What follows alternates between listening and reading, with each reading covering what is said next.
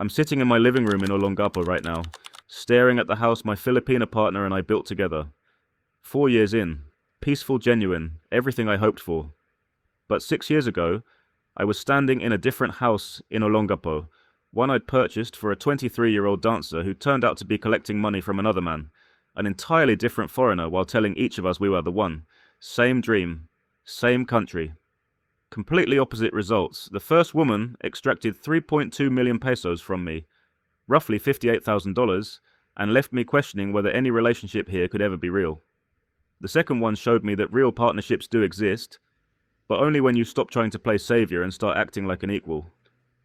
I'm David, 53 years old, originally from Phoenix, Arizona, and I need to walk you through both experiences, the catastrophe and the redemption, because understanding the difference might save you from making the same expensive mistakes I did.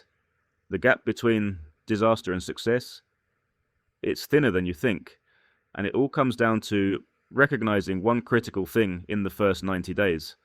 Let me show you what that thing is. Before I get into what happened to me, I need to say something. That I've been following this channel for 3 months, watched probably 20 plus videos. Guys from America, Europe, Australia, all with the same story. Invested everything in a woman they thought loved them. Woke up broke and alone. And every single video, the comments split exactly the same way. Group A. Every Filipina is a hustler. They're all playing the long game, get out while you can. Group B. These guys are idiots. Who falls for this? They deserve what they get. Here's my reality. I've experienced both extremes. I've been the guy who got completely hustled by someone I was certain was different, special, genuine, and I've been the guy who actually found what I came here looking for, a real relationship built on mutual respect instead of financial dependency. So when people comment, they're all the same, I know that's wrong because I'm living with proof it's not true. But when people say nobody's stupid enough to fall for that, I know that's also wrong. Because I absolutely was. I'm 53 years old. I spent 27 years as an operations supervisor for a logistics company in Phoenix. I managed 6-figure budgets, I reviewed vendor contracts, I negotiated rates, I knew how to spot inflated invoices and suspicious patterns, and I still got completely taken apart by a 23-year-old with a sad story and a beautiful smile. So if you're listening to this, well, I hope this channel posts this, but well, if you're eventually listening to this, you might be thinking, oh, I'm too experienced for that, I'd catch it. That wouldn't happen to me, brother. That's exactly what I told myself. Let me show you how quickly experience becomes irrelevant when loneliness meets opportunity. And then let me show you what an actual healthy relationship looks like when you finally figure out the pattern. You need both stories, the warning, and the roadmap. Otherwise, you'll either avoid something worthwhile or walk straight into something devastating. Both outcomes happen every single day in this country. The question is, which version are you going to create? Let me take you back to 2017. I was 47 years old, living in Phoenix, earning about $79,000 annually as an operations supervisor. Divorced 3 years earlier, thankfully no kids, and living a life that felt like I was waiting for something that would never arrive. My ex took half of everything in the divorce, but I'd managed to rebuild. I had roughly $88,000 in liquid savings, and another $135,000 in my 401k, not wealthy, but stable for someone approaching 50. I lived in a small condo in Glendale, drove a reliable Camry, and worked a job that paid the bills, but made every Monday feel like punishment. Wake up, commute in brutal heat, deal with logistics problems all day, commute home, frozen dinner, streaming TV, sleep, repeat forever. I'd scroll through Facebook during lunch breaks, seeing old college buddies posting from Thailand, Vietnam, Philippines, living in beachside apartments for $300 a month, looking happier than I'd felt in a decade. One of those guys was Tom. We'd worked together at a distribution center in the early 2000s before he took a buyout and disappeared overseas. He'd post photos from Olongapo in the Philippines. Nice apartment, local food, beach trips, smiling locals, living on maybe $1,200 a month. The numbers started speaking to me. Real numbers, not fantasy. My Phoenix burn rate, approximately $3,600 monthly after taxes, rent, car payment, insurance, groceries, utilities, the whole thing. Tom's Philippines burn rate based on what he posted, around $1,200 for a comfortable lifestyle. Cut my expenses by 2/3, stretch my money 3 times further. Then my company started offering voluntary separation packages to employees over 45. They were downsizing, restructuring, trying to trim senior staff without doing mass layoffs. The package was solid, 7 months' salary, roughly $46,000 before taxes. After taxes, about $33,500. I was 47, too young to access my 401k penalty-free, but old enough to qualify for the package I ran scenarios. If I cashed out the 401k early, accepting the penalties and tax hits, I'd walk away with maybe $94,000 from the original $135,000, combined with my $88,000 in savings and the $33,500 separation package, that put me at roughly $215,500 total. At $1,500 monthly in the Philippines, that's 143 months. Almost 12 years of runway without working at all. But I wouldn't just sit idle. Remote work was exploding.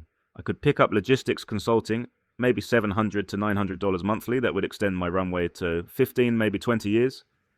By then I'd be eligible for Social Security. The math worked. I spent 4 months wrestling with the decision, talked myself out of it a dozen times, talked myself back into it 2 dozen more. Finally I made the call, accepted the package, cashed out the 401k, ended my condo lease, sold most of my belongings, booked my ticket to Manila.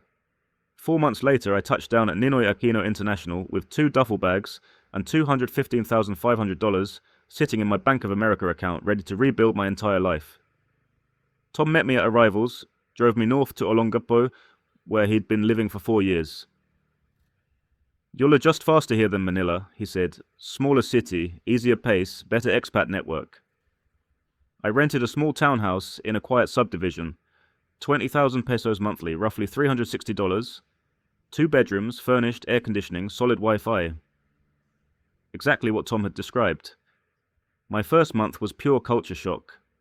The humidity hit like walking into a sauna. The noise levels, roosters before dawn, stray dogs at night, neighbors with karaoke at full volume until midnight, took serious adjustment. But piece by piece, I started settling in. Found a basic gym, found coffee shops with reliable internet where I could work. Started picking up freelance logistics consulting, helping small US-based companies optimize their supply chains, brought in $750 to $1,100 monthly. Not much, but enough to feel productive. My monthly expenses leveled out around 95,000 pesos, roughly $1,710. Rent, food, utilities, gym, occasional social expenses, visa extensions. Comfortable without being excessive. For the first time in years, I wasn't counting days until retirement, wasn't dreading alarm clocks, wasn't suffocating under the weight of a life that felt like it had already ended. I was actually living. Tom introduced me to the local expat scene. Older guys mostly, 50s and 60s, mix of military retirees and guys like me who'd cashed out early. They'd gather at this sports bar called Winners a couple times a week. Cold beer, big screens showing NFL games, decent bar food. That's where I saw her the first time. Her name was Jenny, and over the next 11 months she'd drained 3.2 million pesos from me while teaching me the most brutal lesson of my life. That someone can genuinely care about you and still ruthlessly exploit you if the money's good enough. But I'm jumping ahead. Let me tell you how it started, because nothing about it felt like a con. It felt like I'd finally caught a break after years of being alone. Winners wasn't one of those girly bars where dancers hustle for drinks. It was just a regular expat bar. Some of the servers were friendly, might go on dates with customers, but it wasn't explicitly transactional, just a normal sports bar with Filipino staff. Jenny worked there, 23 years old, which gave me pause at first, but she carried herself differently than the younger staff I'd seen elsewhere. She was professional, efficient, didn't linger at tables flirting or angling for tips. She'd take your order, deliver your food, check back once, and that was it. No games. I started noticing her because she was constantly working. I'd stop in Tuesday afternoon, she was there. Thursday evening, there she was Saturday night working again. 6 days a week, sometimes pulling doubles. One afternoon I was sitting alone with my laptop, working on a supply chain analysis. She brought my food and noticed the spreadsheet on my screen. "You work from here?" she asked. "Consulting, logistics and operations?" "Sounds technical." "It's mostly just solving problems before they become expensive," I said. She smiled. "I wish someone would solve my problems before they get expensive." Just a casual comment, but something in her voice, exhausted, slightly defeated, registered with me over the following weeks. We'd have brief conversations when the bar was slow. Basic stuff. Where I was from, why I'd chosen the Philippines, what I thought of Olongapo. She'd ask genuine questions, not the scripted interview style some women use when they're calculating your bank balance, But actually curious, I learned she was from Zambales originally, about 40 minutes outside the city. She had moved to Olongapo 3 years ago for work, shared a tiny apartment with 3 other girls from various bars and restaurants, sent most of her salary back to her family every month. "How much goes home?" I asked once. She hesitated. "Maybe 9,000 to 11,000 out of 16,000 pesos. That's roughly $160 to $195 out of $290 monthly." She was surviving on almost nothing. "That's a heavy burden," I said. "My older brother died 3 years ago. Motorcycle accident. He was 26. He'd been working in Qatar, sending money home every month. When he died..." Her voice dropped. "I became the eldest. My parents can't work much anymore. My father has bad knees. My mother's health isn't good. My younger siblings are still in school. If I don't send money, they don't survive." I felt something shift, that familiar pull, the urge to help, to fix, to matter. "That's a lot of pressure for 23, I said. "It's just reality," she shrugged. "Everyone here carries something." But she didn't ask me for anything, didn't hint, didn't play victim, just stated facts and moved on with her shift. That restraint made me trust her. About 5 weeks into these casual conversations, she mentioned her next day off, first one in 3 weeks. "What's the plan?" I asked. "Sleep," she laughed. "Maybe watch something on my phone." "You should get out. Do something besides work." "With what budget?" Not bitter, just factual. "I'm thinking about driving down to Subic tomorrow. Check out the beaches. You interested?" She paused. "Like a date?" "Like getting out of the city for a day instead of spending your only day off in a crowded apartment." She considered it. "Okay, but I pay for my own meals." "Fine by me." We left early the next morning. Subic's about an hour south. Beautiful coastline once you escape the urban chaos. Stunning drive through green mountains and rural villages. Jenny was quiet most of the way, just watching the scenery pass. When we reached the beach, she kicked off her sandals and walked straight into the water in her jeans and shirt, laughing like she'd forgotten what happiness felt like. "Haven't seen the ocean in 4 years, she called back. We spent the day swimming, eating fresh grilled fish at a local shack, talking about everything and nothing. She told me about growing up in Zambales, how her brother used to send candies from Qatar, how her father dreamed of buying farmland instead of just working on someone else's land. I told her about Phoenix, my divorce, why I'd left everything behind. She listened without judgment, asked thoughtful questions, didn't offer empty comfort. When I dropped her back that evening, she turned to me. "Thank you. I forgot what it feels like to not think about bills for a few hours. Let's do it again." "I'd like that." That's how it began, simple, organic, no pressure. Over the next 8 weeks, we saw each other twice a week. I'd pick her up after her shift, we'd grab late-night food, talk until sunrise. Sometimes we'd explore random towns, discover hidden spots tourists never find. She showed me parts of Zambales I'd never have discovered alone. Small eateries, local markets, beautiful overlooks. I started falling. Not just because she was young and attractive, though she was, but because she made me feel valuable again. Like I mattered after my divorce, where my ex constantly said I lacked ambition, lacked excitement, lacked everything. Jenny made me feel like being myself was enough. That validation was addictive. Tom warned me early. "Bro, she's 23 and works at a bar. You sure about this?" "She's different. She's never asked for anything." That's the play the clever ones don't ask, they let you volunteer.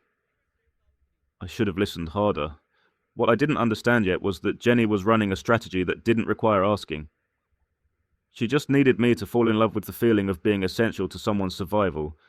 And by month 4, I was completely invested. That's when the urgent situations began. Small at first, then larger, then catastrophic.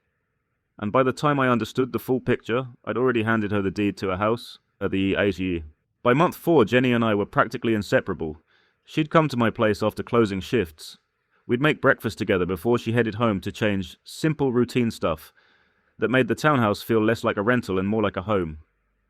My monthly spending had increased slightly, maybe 110,000 pesos now, around $1,980, but nothing alarming. More groceries, higher electricity bills from constant air conditioning, eating out more frequently. I still had roughly $200,000 in my Bank of America account, still pulling in $800 to $1,000 monthly from consulting work. The numbers still made sense. One night she arrived looking completely drained. Not regular tired, the kind of exhaustion that comes from carrying impossible weight. "What's going on?" I asked. She collapsed on the couch. "My father's farming equipment broke. The tiller. It finally died completely." "Can't it be repaired?" "The mechanic said it's beyond saving, too old, too many broken parts. He needs a replacement to keep working." "What does something like that cost?" "A used one that'll last a few years, maybe 55,000 to 60,000 pesos. Roughly $1,000 to $1,800. She wasn't asking, just processing out loud, thinking through the problem. "What happens if he doesn't replace it?" I asked. "He can't farm. Right now he rents equipment from a neighbor, costs 500 pesos per day. On decent harvests he makes 1,200 to 1,500 pesos. On bad days, 700 to 900 pesos. After equipment rental and other costs, he's bringing home maybe 300 to 600 pesos daily, but if he owned his equipment, he'd keep everything except fuel costs." I ran the calculations mentally. 500 pesos daily rental times 22 working days equals 11,000 pesos monthly, roughly $198 just disappearing into rental fees. So if he owned his equipment, he'd net maybe 10,000 to 12,000 pesos more monthly. Around that, but we don't have 60,000 pesos. We barely have 6,000 pesos saved between all of us.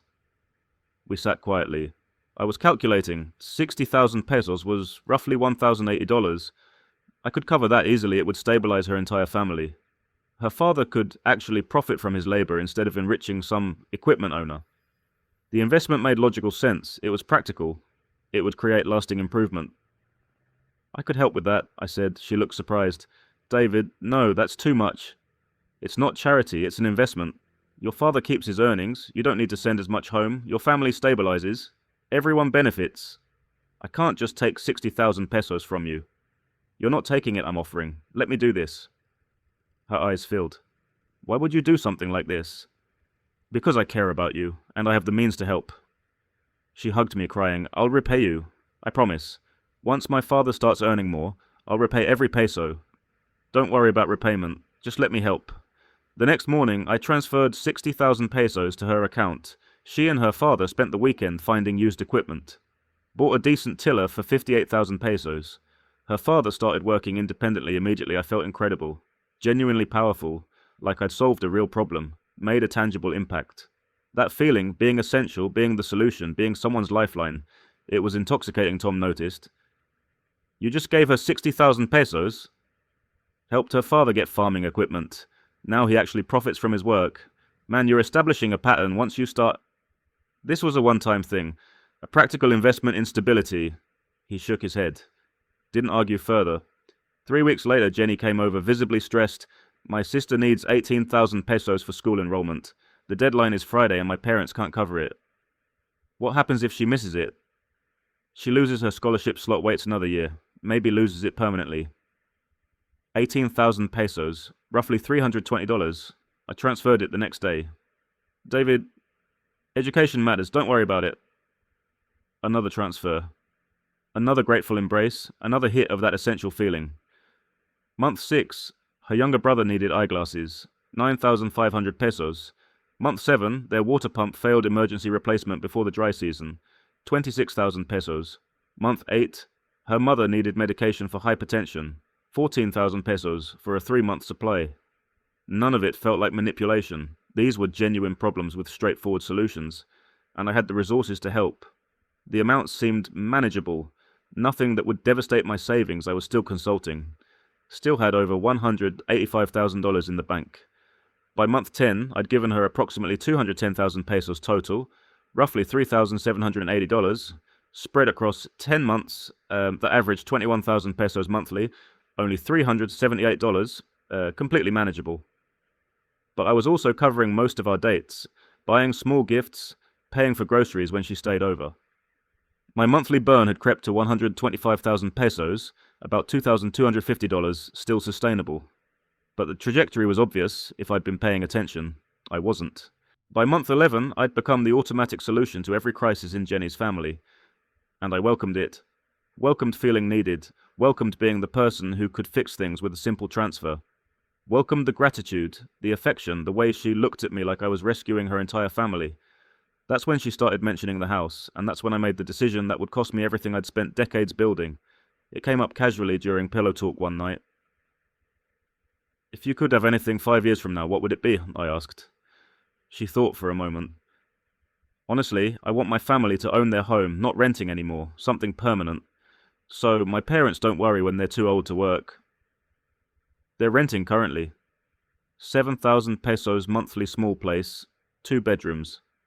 My parents, 2 younger siblings, my niece from my brother who died. 5 people in a cramped space. That's tight quarters. It's manageable, it's what we can afford. But I dream about getting them something better. A proper house, maybe 3 bedrooms. Small garden, somewhere secure." She wasn't asking, just dreaming aloud. But I started calculating.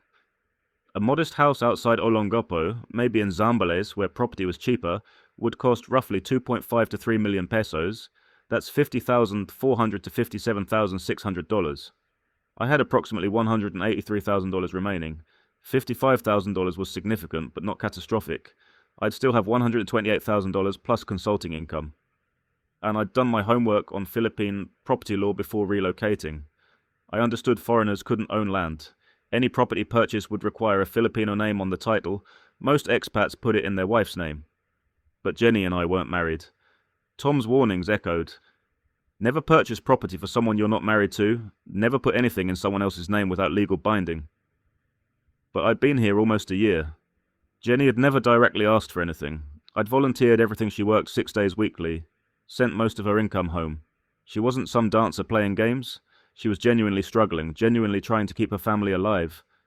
And I loved her. Actually loved her. The house wouldn't be for her. It would be for her family. Her parents who'd lost their oldest son. Her siblings trying to finish education. Her niece who'd lost her father. I could provide them security, stability, a permanent home. The more I considered it, the more right it felt one evening. I brought it up. "What if we looked at houses for your family, something permanent they could own?" She stared at me like I'd spoken another language. "David, what are you saying? A house for your parents, something they'd never lose?" "Houses cost millions of pesos. We could never—" "I can help with that." She sat up. "You can't be serious." "I am. I've been considering it. Your family needs stability. A real house provides that. Your father stops paying rent. Your mother has space. Your siblings have room to study properly.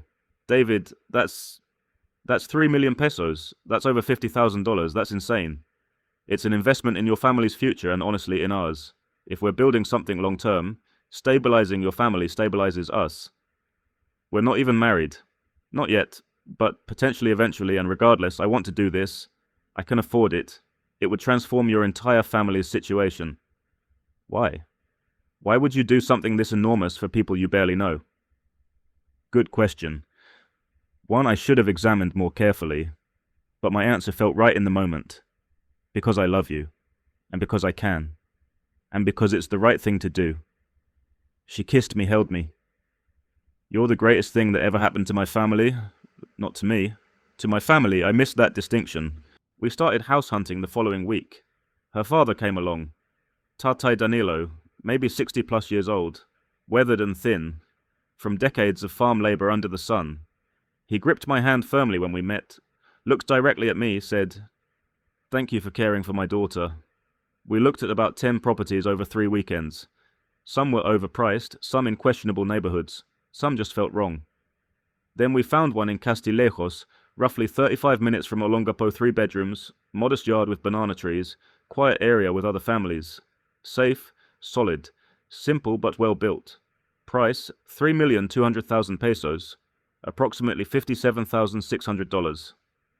Tatay Danilo walked through slowly, checking everything, cabinets, roof integrity, water pressure. When we stepped outside, tears were streaming down his face. "This is a real house," he said quietly. "A true home." Jenny looked at me. "It's perfect. But David, that's so much money." "Let's do it." We made an offer accepted within 3 days. I understood the law. The property had to be registered in Jenny's name. I couldn't own land as a foreigner. I'd researched extensively. Some foreigners attempt complicated corporate structures or long-term leases, but those have their own complications. The straightforward approach, register in your Filipino partner's name and accept zero legal ownership, I accepted that risk. Because I trusted her, because she'd never given me reason not to. Because in 11 months she'd been nothing but honest, hard-working, and grateful for every bit of help I transferred $57,600 from my Bank of America account to my Philippine bank, then to the seller. The house was registered in Jenny's name, paperwork signed, title transferred.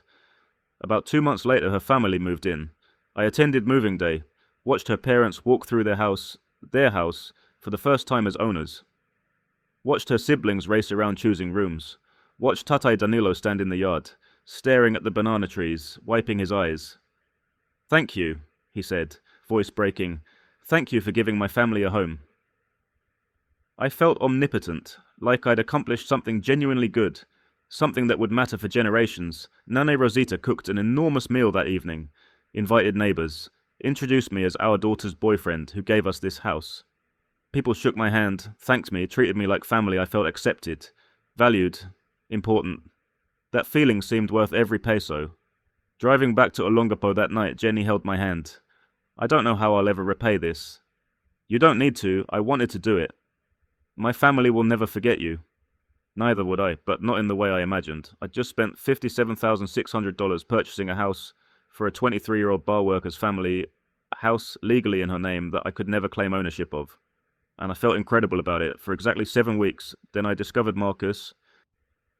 After the house purchase, things felt settled, established, like we'd reached a new commitment level, even without marriage.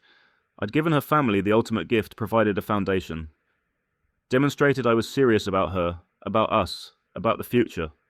My savings had dropped to roughly $125,000, but I wasn't concerned still consulting. Still earning $800 to $1,100 monthly. Still living comfortably on 125,000 pesos monthly. The math still worked. I'd just made a major investment in our shared future. But then things started changing. Jenny was working more, significantly more. "I'm pulling doubles 4 times this week," she'd text. "Need extra income?" "Yeah, holidays are coming, need to send more home." Made sense, but when I'd stop by Winners during her supposed shifts, she often wasn't there. "She's on break," other servers would say. Or, "She swapped with Jessica." Her phone behavior changed too. Previously casual, left it anywhere, no passcode, sometimes asked me to check messages while she was busy. Suddenly, passcode. Taking calls in the bathroom with the door locked. Texting with the screen tilted away. "Work issues," she'd explain when I asked. "Manager problems, boring stuff." One afternoon I was driving through downtown Olongapo and spotted her, exiting a cafe with a man I'd never seen Filipino, probably mid-30s, well-dressed. They weren't holding hands, but something about their body language felt familiar. Comfortable. I pulled to the curb, watched for 90 seconds. He handed her something. Looked like an envelope. She tucked it into her bag. They talked briefly, then separated, my gut twisted. I texted, "Hey, where are you right now?" Her response came in a few minutes later. "At work. Dead shift today." "Why?" I stared at that message, direct lie. Right to my face. Or phone, rather. I drove home, sat there trying to rationalize. Maybe she'd switched shifts. Maybe she was on break. Maybe that man was a friend. Maybe the envelope contained documents or receipts or something innocent. But I couldn't shake the certainty that something was fundamentally wrong. That night she came over after her shift. Acting normal, affectionate. We ordered delivery, watched TV, went to bed. I couldn't stay quiet. "I saw you today," I said into the darkness. She went rigid. "What?" "Downtown, coming out of that cafe near the plaza, with a man." Long silence. Who was he? My voice was eerily calm. "A customer." "From Winners?" "Yes." "Why were you having coffee with a customer?" Another pause, then, "He's a regular tips, well. We started talking and he invited me for coffee." "And you went?" "Yes." "Were you supposed to be at work?" "I took the day off." "But you told me you were working." "I didn't want you to get worried." "Worried about what? You having coffee with random men?" She sat up, turned on the lamp. "David, it's not what you think." "Then explain what it is. Because from where I'm sitting, you lied about working, met some customer, and he gave you something in an envelope you hid. He gave me money." The room spun. "He gave you money?" "Yes." "How much?" 6,000 pesos. "Why?" "Because I mentioned my family needed help with expenses." I laughed. I remember this particular moment vividly. Your family has a house, I bought them. What expenses could they possibly need? Utilities, property tax, maintenance, food. Stop. Just stop. I was standing now, pacing. I've given you 270,000 pesos over 11 months. I bought your family a 3.2 million peso house. And you're telling customers sob stories for 6,000 pesos? It's not a sob story, my family does need help. You help, but it's never quite enough for everything. Never enough, I was shouting, couldn't stop. I gave your father farming equipment, paid your sister's tuition, bought your mother's medication, bought your family a goddamn house. How is that not enough? The next morning I woke up on the couch. Hadn't slept well. Just stared mostly at the ceiling, replaying everything. My phone showed 23 missed calls from Jenny 50+ texts. Please let me explain properly. I'm so sorry, I never meant to hurt you like this. Can we meet and talk? My family is asking what's wrong. Please, David, I'm begging you. I blocked her number, blocked her on Facebook, blocked everything. Then I did what I should have done 11 months earlier. Sat down with a notebook and documented every single transaction, direct financial support to Jenny, her family, farming equipment, 58,000 pesos, sister's enrollment, 18,000 pesos, brother's eyeglasses, 9,500 pesos, water pump replacement, 26,000 pesos, mother's medication, 14,000 pesos, various urgent situations, 144,500 pesos, total 270,000 pesos, house purchase 3,200,000 pesos, grand total 3,470,000 pesos, that's 3,470,000 pesos, about $60,000. I'd arrived in the Philippines with $215,500. After 12 months of living expenses, consulting income, and relationship costs, I had $124,200 remaining. I'd spent $91,300 in just 1 year. But it wasn't just money, it was the complete annihilation of my ability to believe anyone. I'd done everything correctly, hadn't I? I avoided the obvious bar hustlers. I didn't flash money trying to purchase affection. I found someone who seemed authentic, who worked hard, who never directly asked for anything. I helped her family with legitimate problems. I built them security, and she'd been running another man the entire time. Tom came over 2 days later, brought San Miguel. Didn't say I warned you, which I appreciated. How bad is the damage? He asked. 3.5 million pesos, roughly. He winced. Christ. I bought them a house, Tom. An entire house. And she was still hustling her customer for 18,000 pesos weekly, because I wasn't providing enough. That's the thing about desperation, he said quietly. It's bottomless. There's never enough. You could give her 150,000 pesos monthly and she'd find another guy to give her more. I genuinely believed she cared about me. Maybe she did in her own way, but her family comes first, always. And if that means juggling 2 boyfriends, 3 boyfriends, whatever maximizes income, that's what she'll do. Is everyone here like this? No, Tom said firmly, absolutely not. But the desperate ones, the ones with families depending on them entirely, yeah, they'll do whatever survival demands. And if you show up with American dollars and a savior mentality, you're not a partner, you're a revenue stream. That word destroyed me. Revenue stream. Not boyfriend, not partner. Revenue stream. What do I do now? I asked. You recover, you learn, and if you're smart, you leave. I don't want to leave. Then you stay, but next time, if there is a next time, you move slower, much slower, and you find someone who has something to protect. Someone with their own stability, career, independence. Not someone desperate. I sat with that advice for months. I spent the next 5 months alone. Completely alone. No dating, no bars, no apps. Just consulting work, gym, and trying to reconstruct whatever trust had been obliterated. I had $124,200 remaining. If I was disciplined, truly disciplined, I could still make this work. Still live here. Still build something. But not with someone desperate, not with someone who viewed me as a solution rather than a person. That's when I met Christine, and everything I thought I understood about relationships in the Philippines shifted again. There's a shopping center in Olongapo called Harbour Point. Nothing extraordinary, just a standard Philippine mall with a supermarket, clothing stores, food court I'd go once or twice weekly to buy supplies, escape the heat in the air conditioning, feel somewhat normal. There was a phone accessories shop on the ground floor, small store, maybe 12 feet wide. They sold cases, cables, screen protectors, power banks, standard mall booth inventory.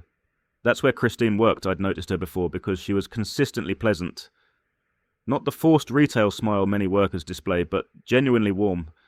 She'd greet everyone walking by, even if they didn't stop. "Good afternoon, sir." "Hello, ma'am." Just naturally friendly.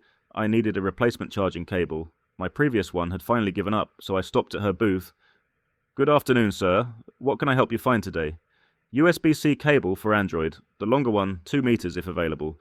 "Yes, sir, we have several." She displayed 4 options. "This one is 200 pesos, genuine Samsung. These 3 are 90 pesos, 130 pesos, and 150 pesos. Compatible but third party. The 130 pesos one has better reviews, more durable." I appreciated the honesty. She could have pushed the expensive option. "I'll take the 130 pesos. "Smart choice, sir. Do you need a tempered glass screen protector? We have a promotion, 3 for the price of 2. I checked my phone. Screen had a crack in the corner. "Sure, why not?" She processed everything, packed it carefully, handed me the bag with both hands. That respectful Filipino gesture I'd grown accustomed to. "Thank you, sir. Please come back." Something about her demeanor felt different. Not flirtatious, not calculating, just genuinely pleasant. I started visiting that mall more frequently. Needed a phone case, needed earbuds, needed a car charger. Every time I'd visit her booth, we'd chat while she processed purchases, basics, conversation. "Is business good today? Busy or quiet? Weather's been intense, hasn't it?" After maybe the 6th visit, she smiled and said, "You purchase a lot of phone accessories, sir." I laughed. "I think I'm manufacturing excuses to come here." She blushed slightly but recovered smoothly. "Well, we appreciate regular customers." "I'm David, by the way, not just sir." "I'm Christine. Nice to properly meet you, David." "How long have you been working here?" 4 years. Started part-time during college, continued full-time after graduating." "What did you study?" "Hotel and restaurant management, graduated 3 years ago. Still searching for hotel positions, but meanwhile this covers expenses." I liked that. She had education, had ambitions, wasn't just drifting. Over the following weeks, our conversations extended. She'd take lunch breaks and we'd grab food court meals together. She told me about growing up in Bataan, different province, not Zambales like Jenny, Xonnam, relocating to Olongapo for university, sharing an apartment with 3 roommates.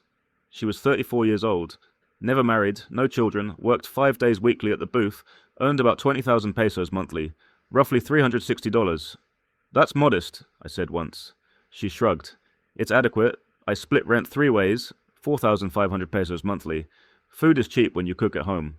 I send 6,000 pesos to my parents monthly, the rest goes to savings and small luxuries." "What do your parents do?"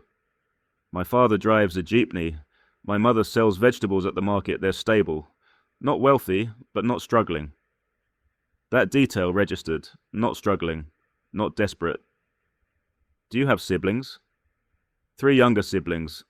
2 are working now. 1 is finishing university. My parents can manage. I help occasionally, but they don't depend entirely on me. Again, not the sole breadwinner, not carrying the family's entire survival on her shoulders. Red flags from Jenny were green lights with Christine. After 8 weeks of food court lunches and extended conversations, I asked her out properly. "Would you like dinner sometime? Actual dinner, not food court." She smiled. "Like a proper date?" "Like a proper date." "Okay, but I'll pay for my portion." "We can negotiate that later." That weekend we went to a Japanese restaurant downtown. She arrived in a simple dress, minimal makeup, looking beautiful without trying too hard.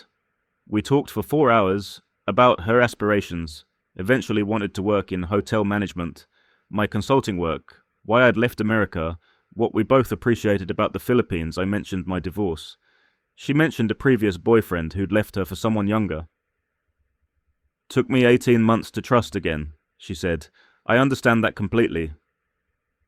"Difficult breakup?" "Something like that." I didn't want to unload the Jenny catastrophe on a first date. When the bill arrived, she reached for it. I was quicker. I said I'd cover my half. She protested. "Next time is yours." "There's going to be a next time?" "I'm hoping so." She smiled. "All right, next time is my responsibility." That second date happened. Then a third, fourth, fifth, and I started recognizing something unexpected. This felt fundamentally different from Jenny. There was no pressure, no desperation, no family crises waiting in the shadows. Just two adults getting to know each other at a reasonable pace. And for the first time in over a year, I didn't feel like a resource. I felt like a person. Christine and I dated for 7 months before discussing anything serious. No pressure for commitment, no hints about moving in, no family emergencies requiring financial rescue. She had her life, I had mine. We enjoyed spending time together without needing to merge everything immediately. That patience felt revolutionary after Jenny. Month 5 of dating, she invited me to meet her parents. Same general region, Bataan, but different municipality about 50 minutes from Olongapo. I was nervous. Last time I'd met Filipino parents, I'd been deceived, but Christine's family was different. Her father, Tatay Ramon, was reserved but kind, showed me his jeepney, explained the routes he drove, discussed traffic patterns affecting his income. Real conversation, not trying to impress or extract anything. Her mother, Nana Elena, prepared a simple meal. Nothing elaborate, just home cooking. She asked about my work, my family in America, whether I was happy in the Philippines. Standard getting to know you questions. Her siblings were there too. 2 working, 1 still in university polite, more interested in their conversations than interrogating the foreigner dating their sister. It felt normal, like I was simply a guy meeting his girlfriend's family. Nobody asked about money, nobody mentioned problems or crises, nobody treated me like I was there to solve anything. Driving back, I said to Christine, "Your family is really welcoming. They liked you too." They didn't ask me for anything, she looked puzzled. Why would they? I don't know, just previous experience. My parents are proud people. They'd never ask a stranger for money, even if he's dating their daughter.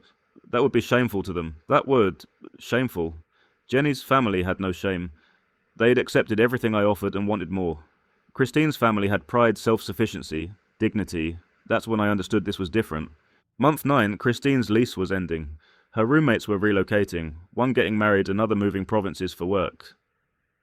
"I'll probably find a smaller studio," she said. "Maybe 6,000 to 7,000 pesos monthly. Save some money." "Or you could move in with me." She looked surprised. "David, that's significant. We've been together 9 months. I care about you. I have extra space. It would be cheaper for you and we'd spend more time together." "What about rent? I need to contribute fairly." "Contribute what feels right. We'll figure it out." She considered it for several days. Then, 9,000 pesos monthly. Half of what you pay. Fair? My rent was 20,000 pesos. Half would be 10,000 pesos. She was offering 9,000 pesos because that's what she could afford comfortably. "That works," I said. She moved in 3 weeks later. Minimal possessions, 2 bags of clothes, toiletries, some books. She didn't own much. Living together was effortless. She worked 5 days weekly at the mall. I did consulting from home. We'd share dinner most nights, watch shows, discuss our days. She cooked Filipino dishes sometimes. I'd attempt American recipes poorly and she'd laugh at my failures. We'd split groceries. She'd insist on paying her share of everything. Utilities, food, household items. "You don't have to do this," I'd say. "I want to. I'm not here to be supported. I'm here because I want to be with you." That sentence healed something inside me I didn't realize was broken month 14. Christine mentioned she owned land. We were sitting on the couch, scrolling through our phones, comfortable silence. "My grandmother gave me and my siblings land," she said casually. "Quarter hectare each. It's in Bataan, near my parents' place."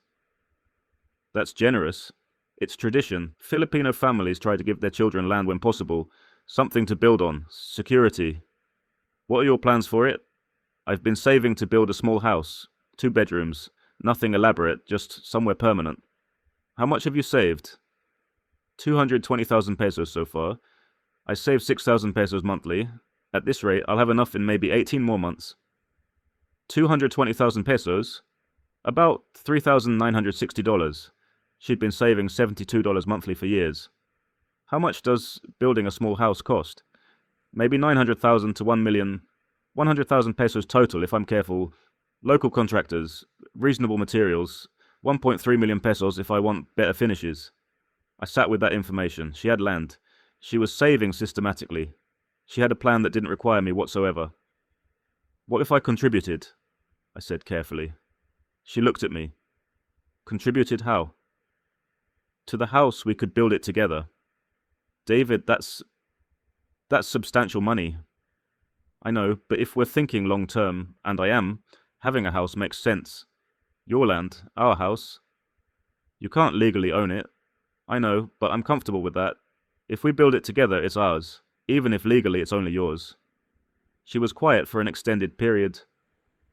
Why would you do that, after what happened before? I'd told her about Jenny eventually. Not immediately, but she deserved to know why I was cautious. Because you're different, I said. You have your own savings, your own land, your own plan. You don't need me to rescue you. You're inviting me to build something with you that's entirely different. I'd want a legal agreement, she said. Something documented. Not because I don't trust you, but because it's prudent protects both of us. Agreed. And I want to contribute my savings. 220,000 pesos is mine to invest. This isn't you buying me a house. This is us building one together. Okay. And we proceed slowly. We plan everything carefully, budget properly, no rushing. Okay. She smiled. Then yes, let's do it. 4 years later, I'm sitting in that house right now. The one we built together on her land. The one where we planned every detail, divided costs fairly, and created something that genuinely feels like ours. And the difference between this house and the one I bought Jenny? Everything. Building the house took 20 months from planning to completion. We hired a local contractor Christine's father recommended. Obtained 4 quotes, compared materials, budgeted every single peso. Final cost breakdown, foundation and structure, 420,000 pesos. Roofing and exterior, 250,000 pesos interior. Flooring, walls, painting, 200,000 pesos kitchen and bathroom fixtures, 160,000 pesos. Electrical and plumbing, 110,000 pesos. Windows, doors, finishes, 140,000 pesos. Total, 1,280,000 pesos, roughly $23,040. Christine contributed her 220,000 pesos in savings. I covered the remaining 1,060,000 pesos, about $19,080. We had a notarized written agreement. House is legally in Christine's name. Philippine law requirement. I contributed 1,060,000 pesos, documented with receipts. If we separate, I'm entitled to proportional reimbursement based on assessed value. If we marry, it becomes marital property. Was it perfect legal protection? No. Could she still betray me? Technically, yes, but here's the critical difference. She didn't need to betray me. She had her own stability, her own plan, her own life before I appeared. The house was completed 3 years ago. 2 bedrooms, 1 bathroom, compact kitchen, living area, covered terrace, simple but solid. Beautiful in its simplicity, we moved in together. My townhouse lease ended. We combined households officially.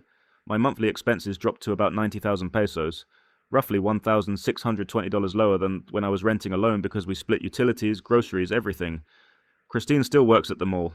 Still earns 20,000 pesos monthly, still sends 6,000 pesos to her parents, still saves 4,000 to 5,000 pesos monthly. She doesn't need me to support her. She supports herself. I still consult, still bring in $900 to $1,300 monthly. My Bank of America account has recovered to about $96,000. Not back to the original $215,500, but stable and growing gradually. We've been living here together for 3 years now. No drama, no crises, no surprise relatives needing money. Her parents visit occasionally, her siblings come for weekends. They bring produce from the market. We cook meals together, they leave without requesting anything. It's the relationship I came to the Philippines hoping to discover stable, genuine, partnership instead of rescue operation. Let me break down what I learned from both relationships, what went catastrophically wrong with Jenny, what went right with Christine. Jenny, age 23, bar worker. Red flags. I ignored. She was desperate. Her entire family's survival rested on her income after her brother died. That kind of pressure creates moral flexibility. Too young. At 23, she wasn't thinking about settling. She was thinking about maximizing income, while youth and beauty gave her leverage. The bar environment, working in bars means constant exposure to wealthy men, constant opportunities, constant temptation. Even decent people struggle in that environment. She never refused. When I offered money, she never declined. Never said that's excessive or I can't accept this. She took everything and wanted more. No independence. She had zero financial stability without me. No savings, no assets, no backup plan. That made me essential, which made the relationship transactional. I was the savior. She made me feel like a rescuer. That feeling is addictive. And when you're addicted to being essential, you miss every warning sign. What it cost me, 3,470,000 pesos, $62,460. Nearly destroyed my capacity to trust. Made me question every Filipino woman's intentions. Christine, age 34, retail worker. Green flags I recognized. She had stability. Her family wasn't depending on her completely. Her parents had income. Her siblings were working. She sent 6,000 pesos monthly, but it wasn't life or death. She was older and ready. At 34, she'd dated, been hurt, learned lessons. She wanted something genuine, not something transactional. She worked retail, not bars. Not that bar workers can't be authentic, but environment matters. She wasn't surrounded by intoxicated men waving money. She insisted on contributing. Rent, groceries, utilities. She paid her share.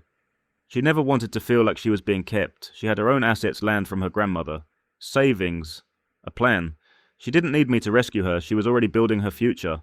I was a partner, not a savior. She didn't make me feel like a rescuer. She made me feel like an equal. We built something together. What it's cost me and given me.